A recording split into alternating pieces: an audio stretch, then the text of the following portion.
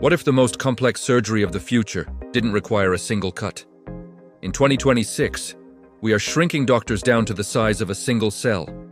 Welcome to the era of nanorobots, microscopic machines that are about to eliminate disease forever.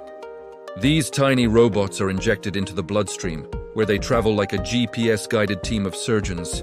Powered by AI, they can identify cancer cells, deliver medicine directly to a tumor, or even clear blocked arteries from the inside. This means zero side effects and instant recovery. But it's not just about treating sickness. Nanorobots are now being tested to repair damaged DNA and slow down the aging process from within. We are moving from healthcare to precision repair. The days of traditional surgery are numbered. In 2026, your doctor might be a swarm of invisible machines working to keep you perfect. Is this the end of all human disease?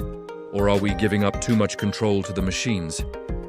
Let me know in the comments. Subscribe to AI Kido for more updates on the future of life. Thanks for watching.